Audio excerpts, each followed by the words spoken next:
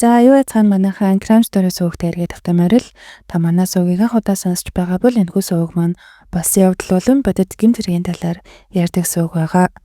За өнөөдрийн дугаараар та бүхэндээ 2016 онд Америкийн нэгдсэн улсад болсон нэгэн гэмт хэргийн талаар бүтээлийг нэлээрэнгүй ярьж өгөр бэлтгэлээ.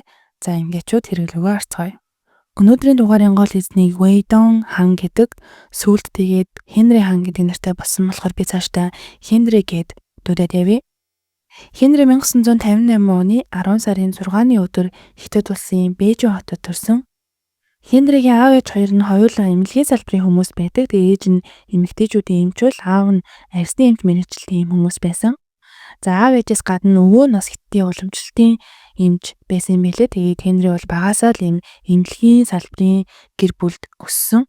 Henry тэгээ шууд л ер нь багасаа эмч болох мөрөөдөлтэй болоод биологи хичээлүүдтэй илүү сайн шамдаж эхэлсэн.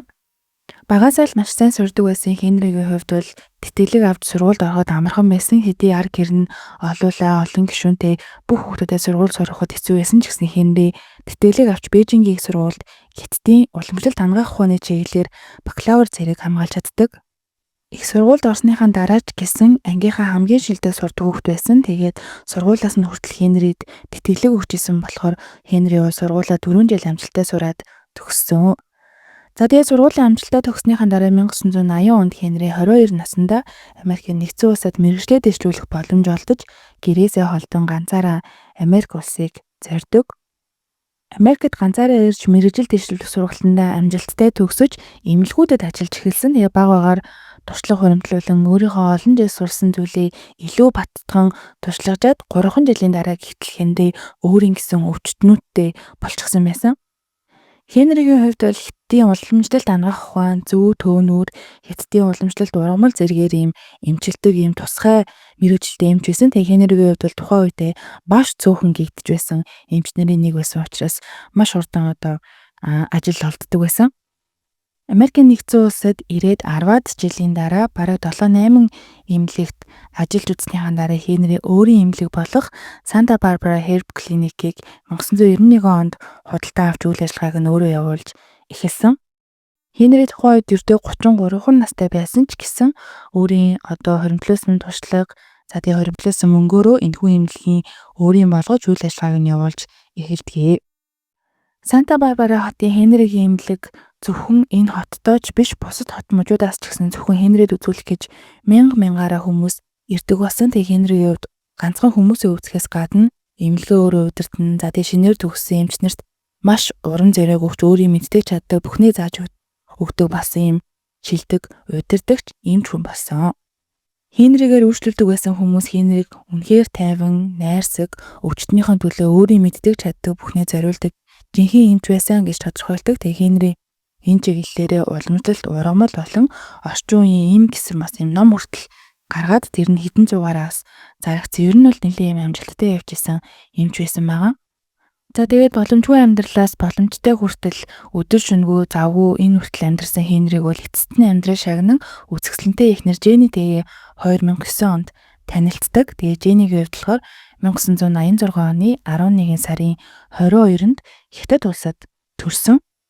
Jenny-гийн хувьд Хятад улсад төрж өссөн. Тэгээд Хятаддаа сургуулаа төгсчхөөд 21 наснда Америкийн нэгдсэн улсад ирээд зөөвч, бармен гэдэг ер нь ресторануудад нэлээд ажиллаж агаад 2008 онд Henry-гийн эмнэлэгт ажилд ороод тэгээд Henry-тэй ер нь бол анх танилцж исэн юм билээ. Танилцаад удаагүй байхдаа Henry Jenny-д үнэхээр их татагдаад шууд л гэрлэх санал тавьж тэр хоёр нэг удаагүй гэр бүл болцоодгоо. Тэгээ хоорондоо бол 28 насны зөрүүтэй ч гэсэн нэг нэгэндээ үнэхээр их хайртай байсан. Гэрлээд 1 жилийн дараа 2010 оны 3 сарын 26-ны өдөр тэд дундаасаа Emily-гийн хөөрхөн охинтой болсон. Тэгээд өөрийн үнэхээр их хайрсан их нартайгээ гэрлэж 1 жилийн дараа 50 гаруй наснда анх удаа болсон Henry бол үнэхээр их аз жаргалтай байсан гэдэг. Henry ийм том эмнэлэгтэй амжилттай яваа нэр хүндтэй эмч хүн ч гэсэн охиныхоо өмнө шал өөр хүн болчихдгоо гэд ажлынх нь ярьдаг байсан. Тэгээ Henry-ийн найзууд ажлынх нь түүнийг Henry-д ажил нь маш чухлаа. Henry-д эхнэр нь бас маш чухал. Гэхдээ Henry-д Emily шиг чухал зүйл байхгүй гэж бас ярьдаг байсан. Тэгж ярьдаг байсан гэхэд бодоход ер нь бол Henry бол охиндоо үнэхээр их хайртай байсан. Тэгээ Emily охин нь ч гэсэн маш ухаантай, балет, бүжиг гээд олон дугууланд явдаг нээлттэй сахилгагүй охин байсан. Хенригийн эхнэр Женни гэрэлснийхаа дараа Хенригийн эмнэлэгт үргэлжлүүлэн ажиллаж түүний үнэнч баруун гар нь болж ингэж аз жаргалтай амьдардаг байсан. 2016 оны 3 дугаар сарын 23-ны өдөр Хенри эмнэлэг дээрээ өглөөний 10 цагт хуралтай байсан. Тэгээд 10 цагт хуралтай байсан боловч түүний утас нь холбогдохгүй шууд дуут мессеж рүү шилжүүлээд байсан. Тэгээд ажлынх нь бол нэлийн гайхдаг. Хенри ажил уулзалтаасаа 2 минут хоцорхоор л заавал залгаж хэлдэг эсвэл юм мессежтэй хариуцлагатай хүн байсан учраас ажлынх нь бол ямартай ч ямар нэгэн яаралтай зүйл болсон байхаа гэж дотроо бодцоходог. Хенри сураг ажиггүй байсан учраас эхнэр нь бас ажил дээрээ ирээгүй байсан. Тэгээд тэр хэд бол үнэхээр гайхсан. Ажлынх нь тэгээд Эмилийн охиных нь төрсөн өдөр 3 өдрийн дараа болох байсан учраас ийш тийш аяллаар явсан болов. Гэтэл ер нь Хенри заавал хэлж мэдэгдэх ёстой. Тэгээд өмнөх өдөр нь бас 23-нд 10 цагт хуралтай гэдгийг өөрөө мэдчихсэн учраас ямар нэгэн зүйл буруу байл гэдгийг бол эмнэлгийнх нь шууд ойлгоод за ямартай ч хэсэг хүлээдэй гэж хоорондоо ярилцдаг. Тэгээд ажилтнууд нь хэдхэн цаг ингээд Хенриг алга болоход нэлээд гайхснаас нь харахад бол Хенри ямар хариуцлагатай хүн болохыг бол мэдж болж байгаа. 3 дугаар сарын 23-ны өдөр өглөөнөөс хойш ямар ч сураг ажиггүй байгаад байсан учраас Хенригийн ажлынх нь бол бүр гайхаад эмнэлгийнх нь нэг ажилтан нь тэр ажилтнаас Хенригийн найз нь юм билээ. Тэр найз нь гэрт нь шалгахаар очиж үзэхээр шийддэг. Тэгээд Хенригийн байшин бол маш том байшин. Тэгээд гаднаас нь харахад бүх зүйл хэвийн мэт харагдсан. Тэгээд Хенригийн найз нь очоод гаражийнх нь дээдлийн жижиг цонхоор харахад Хенригийн 2 машин хоёулаа гаражтай бол байгааг нь харсан. Тэгээд энэ нь болохоор Хенри ямар нэгэн газар руу машинаараа яваагүй бол шууд илтгэсэн. Гэртэн шалхахаар ирсэн найз нь уртлын хаалга дээр нь очоод тогшоод нээх гээд үцгэд шууд түжээгүй нээгдчихдэг. Тэгээд гэрлүү нь хальт нэвтрээд үцгэд ямар ч гэрэлгүй хүн байхгүй шинжтэй. Тэгээд дээрэс нь үүдний уртлын хаалга нь нээлттэй байсан учраас шууд найз нь 911 рүү залгаад манай эмнэлгийн захирал найз маань ингээд байхгүй болчихлоо. Тэгээ бид жоохон санаа зовоод байна. Та бүхэн ингээд ирээд шалгаад өгч болох уу гэд шууд цагдаа нарыг дууддаг. 2023 оны 3 сарын 23-ны 5 цаг 30 минутанд 2 цагтаа Хенригийн гэрт ирээд нэвтрээд маш удаанаар гэрийг нэгэнгүү шалгаж үздэг. За тэгээд нэвтрээд хүн байна уу? Цагдаагийн газраас явж байна гэд хэлэхэд бол ямар ч сураг ажиггүй чив чимээгүй байсан. Хенригийн байшин 2 давхар олон өрөөтэй учраас 2 цагдаагийн хувьд бол нэлээд хугацаа шаардаж байшинг бүхэлдэн шалгасан. Тэгээ байшинг шалгаад хамгийн сүүлд гаражийг нь шалгаад үзэхэд харамсалтай нь маш аимшигтай дүр зургийг үйл цагдаа нар олдог. Хенри, Женни, Эмили гурвын цогцыг гэлгуур утаар ороогоод гадуур нь скотчоор битүү скотчтод 2 машиныхан дунд гурууланг нь игнүүлээд тавьсан байгаа аимшигтай дүр зургийг бол цагдаа нар олдог. Тэгээ шүүх шинжилгээний хариугаар болохоор дараа нь харахад Хенри толгоондоо 3 удаа, Женни буюу эхнэр нь толгоондоо 3 удаа, 5 настай Эмили охин харин нийт 8 удаа буудуулж амь насаа алдсан байсан. Тэгээд амь насаа алдсныхан дараа уутаар ороогоод скотчоор битүү ороогоод 2 машиныхан дунд гурууланг нэгнүүлээд хөвтүүлсэн байдалтай байгааг нь бол цагдаа нар олсон. Цогцнуудад шинжилгээ хийгээд үзэхэд бууга бараг л толгоонд нь тулгаж агаад буутсан байгаагаас харахад Хенри, Женни хоёр бол унтжаахтай буудалсан байх магадaltaй гэж цагдаа нар сэжгэлсэн. За харин Эмилигийн хувьд болохоор нийт 8 удаа буудалсан ч гэсэн үхээгүй байсан. Тэгээ бууны шархнаас биш уутаар ороолгуулахтай амьсгаланд буудаж амнасаа алдсан гэдэг шүүх шинжилгээний хариу гарсан. Тэгээд ээжигээ буудуулж авахт ч юм уу магадгүй сэрээд цухтаах гэж ч юм уу оролдохдоо энэ тэндээ буудуулсан юм шүү хөрх юм. Гэр бүлийн 3 гишүүний биеийг нь гэлгуур уутаар ороохоос өмнө машины моторын тосоор бие болон бууны шархнууд дээр нь баахан асгаад ороожгсан байсан. Тэгээд алуурчин бодготой бол энэ нь тэдний цогцноо зэмэрт хүнрийг нь дарна. Эсвэл биен дээрх ДНХ-ийг нь арилгах зорилготой байсан бахаа гэж цагдаа нар бол сэжгэлсэн. За тэгээд цагдаа нар шоконд ороод тэр даруйдаа бол нэмэлт хүч дуудаад тэр хавийг бүхэлд нь бүслээд ямар ч хүнийг оруулахгүй хааж мөрдлөхөө маш урдан явуулж эхэлсэн. Тэгээд цагдаа нарын хамгийн түрүүнд хин яагаад хизээ гэдэг асуултуудыг бол өөртөөсөө асууж мөрдөн байцаалтай бол ихэлсэн. Хүнийг өвтгдөг биш шимжилдэг насаараа энэ ажлаа хийсэн хинд ч муу зүйл хийж байгаагүй Хенригийн гэр бүлийг нь ингэж аимшигтайгаар хөнөөх боломжтой вэ? Хин ингэж аимшигтай зүйл хийх вэ гэж цагдаа нар бол үнэхээр толгойгоо гашлахсан.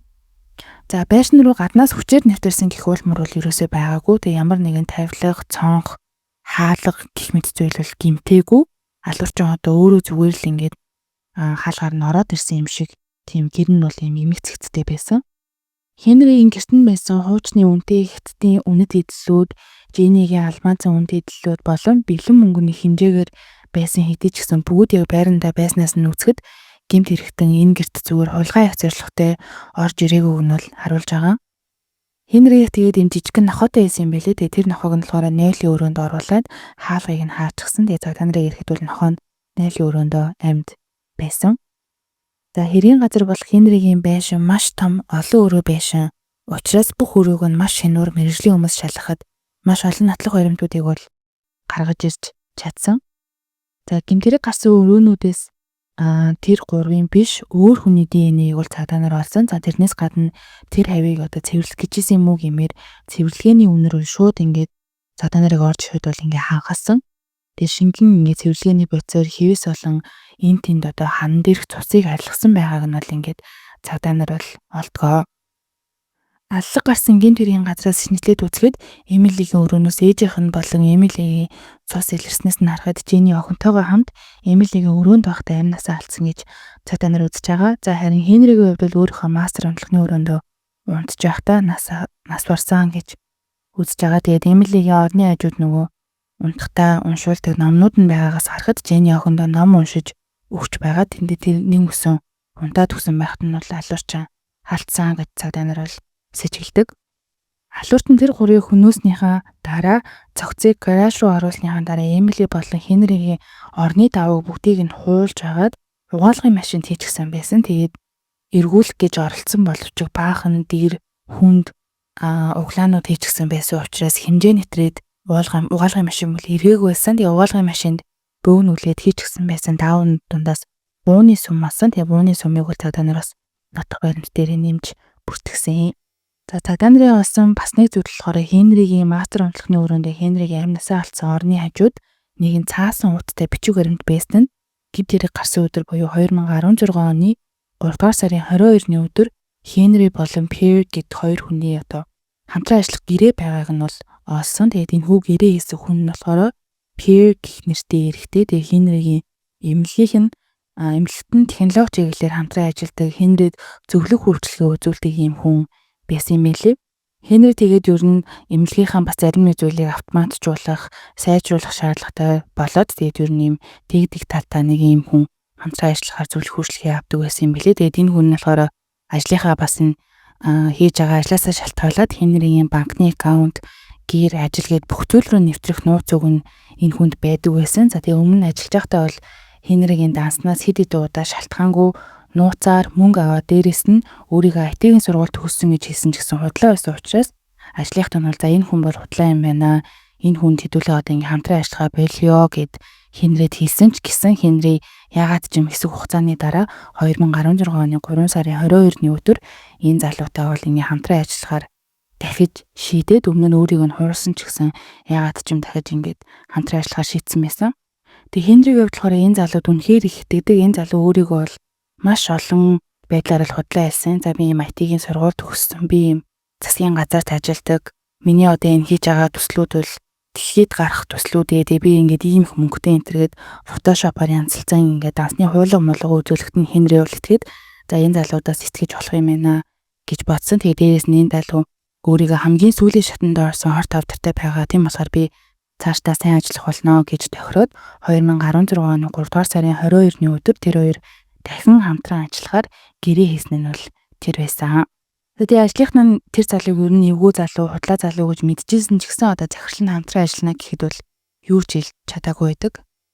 Цагдаа нар хэргийн газраас маш олон зүйл байсан. За тэрний нэг зүйл нь болохоор тэр гурыг ороосон байсан гялгар ут болон скотчны юм үлдэгдэл голууд нь гэртэн тогийн савнд нь хайсан байгааг нь олсон. Тэгээ энийг бол Хенригийн гэртэн байгаагүй алуурчин төлөвлөж өөрөө авчирсан гэж бодож исэн учраас цагдаа нар бол хаанаас судалдан авсныг нь маш хурдан олж чаддаг.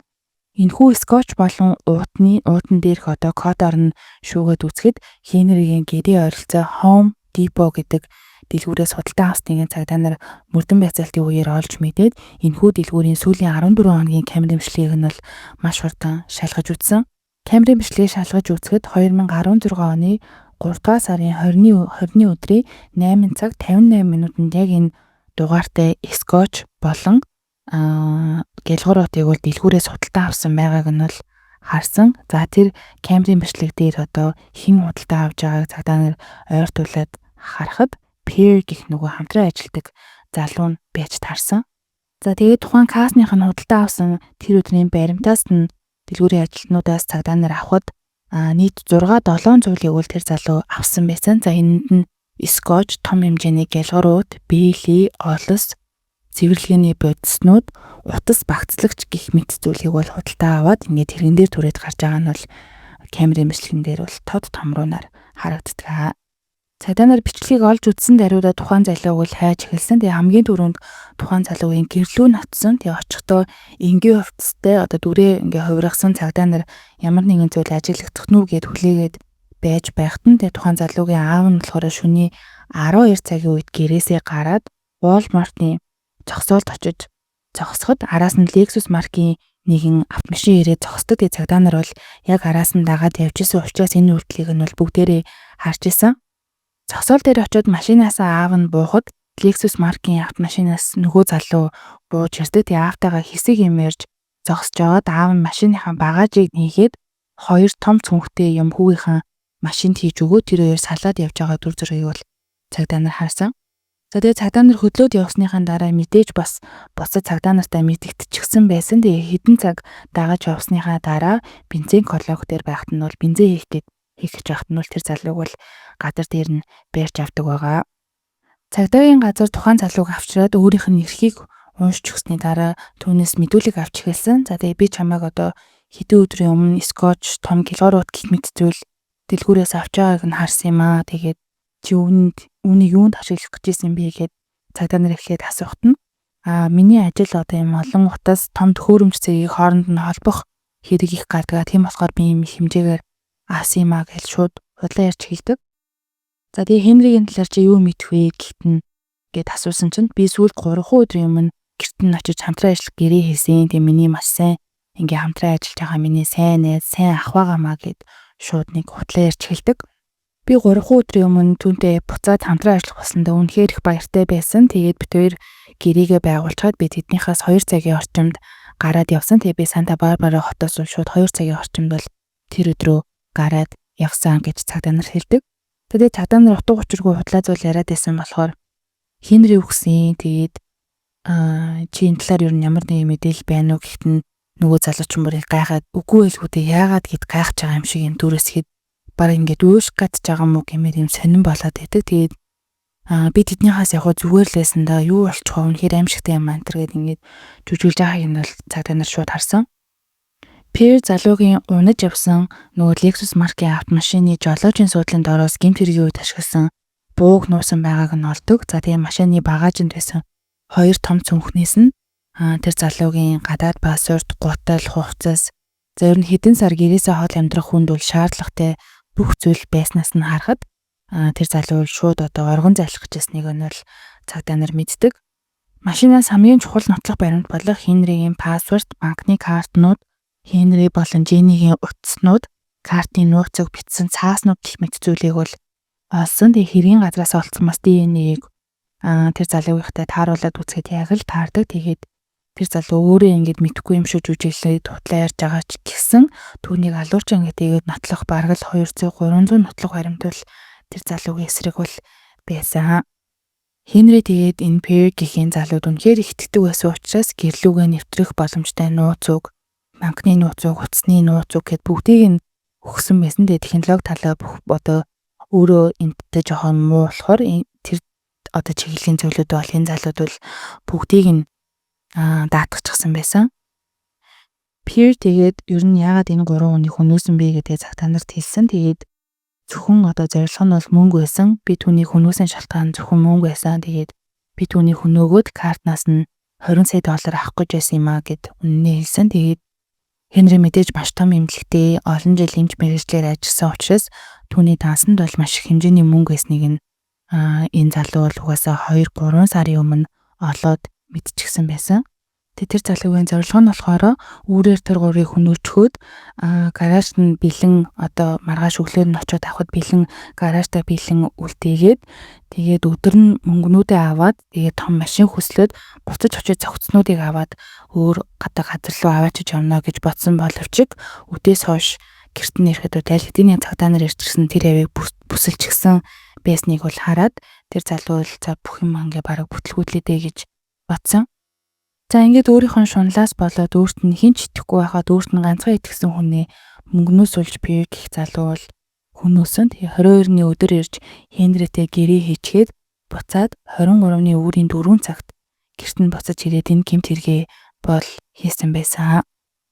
Тэгээ Перри өөрийнх нь бацыг сүулд үзэхэд бол хэд хэдэн зүйлийг бас Google-ээс гэмт хэргийг гарсан шүн хайсан байсан. Тэгээд хурууны хийг ДНХ-ийг шалгахад тэр хугацаа шаардлагатай байдаг вэ?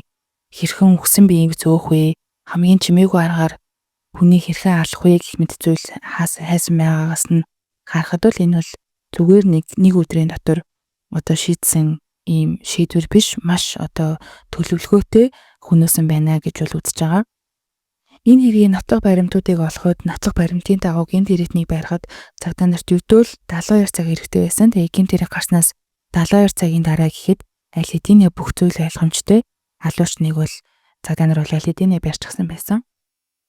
За тэгээд Хенригийн мянган үйлчлүүлэгчид амийг нь аварж исэн хүмүүс гээд нийт эмнэлгийн хамт олон гээд маш олон хүмүүс бол энэ хүнд мэдийг сонсоод итгэж чадахгүй хэд ансан. Тэгээ маш их гашуу Санта Барбара хотод бий болсон. Тэгээд үйлчлүүлэгч нар нь Хенригийн бас амийг аварж исэн хүмүүс нь бүгд цэцэг захиа гэх мэт зүйлийг бол эмнэлэг дээр бол тасралтгүй авчирч исэн гэдэг.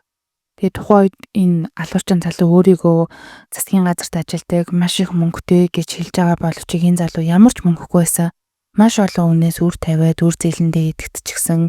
Мөнгө хүлэгч нараас хүртэл зээл авчихсан. Тэгээд мөнгөгүй л юу нь ерөөсө болохгүй байсан. Тэгээд мөнгөтэй л болчих юм бол энэ асуудлууд нь бүгд шийдэгдэнэ гэж бодоод хамгийн ойрхон өөрт нь итгэдэг Хенригийн ер нь данснаас нь мөнгө аваад тэгээд оргон зайлаад бүх зүйлийг бол шинээр эхлэхийг бол хүссэн гэдэг. 2022 оны 4-р сарын 15-ны өдөр гэмт хэрэг гарснаас 6 жил гарны дараа энэ алуурчин залуугийн шүүх хурал дуусч түүнийг онц харгас сэрцгээр 3 хүний амнасыг хөнөөсөн гэж үзэн 3 удаагийн бүх насаар нь хорих айлыг бол давж зайлтах боломжгүйгээр бол энэ залууд бол оноосон. За тэгээ шүүх хурлын үеэр гэмт хэргийн зургийг харуулхад Перри инээгээд мишээгээл суугаад байсан. Тэгээд энийг нь харсан хүмүүс бол тэнийг галзуу болж жүжиглэж байна. Эсвэл үнэхээр л юм галзуу солиотой сайко хүн байна гэж бодсон. За эсвэл энэ шүүгчтэй ярьж байхад нь бол өвшөөх, өөр тийшээ харах, дэвтэр дээрээ зурах гэх мэт юм сонин үйлдэлүүд хийгээдсэн нь бол хүмүүсийн ундууцлыг бол үнэхээр их хүргэсэн. За тэгээд Перри бол одоо хүртэл шорондоо ялаа идлээд байж байгаа юм билээ. Тэгээ Хенригийн эмнэлгийн хувьд бол Хенри өөрийн зөвхөн одоо мэддэг жороор гаргаж авдаг байсан ургамлыг өөр хүн мэдэхгүй байсан учраас яг тухайн үйл ажиллагаагаар нь бол эмнэлгийг өргөжлүүлэн авч явахд хүндрэлтэй байсан учраас эмнэлэг бол тухайн үед хаагдаад арай өөр үйл ажиллагаагаар бол 2023 онд бол дахин нэгдсэн юм билээ. За тэгээд нэг ийм аимшигтай гэмт хэргийн талаар ярьлаа. Тэгээ та хэд бас энэ гэмт хэрэгтэй холбоотой санал бодол юу вэ? Комент хэсэгт бичээрэй. Тэгээ надад бол тэр 5 настай охин 8 удаа буудулж амнасаа алдсан нь бол үнэхээр аимшигтай санагдсан. Тэгээд гэр бүлийнханаас шагалтай байгаа зургуудыг хараад, бичлэгнүүдийг хараад тэгээд ийм зүйл тохиолдсон гэдгийг нь орчуулж хатаа мэдсэн. Үйл нантул үнэхээр хэцүү байсан. Та бас тэгээд сэтгэл хэсэгт бас комент бичээрэй. Тэгээд дараагийн дугаар маань утгагүй учраас subscribe дарахаа битгий мартаарай манайхаа. За тэгээд баяртай.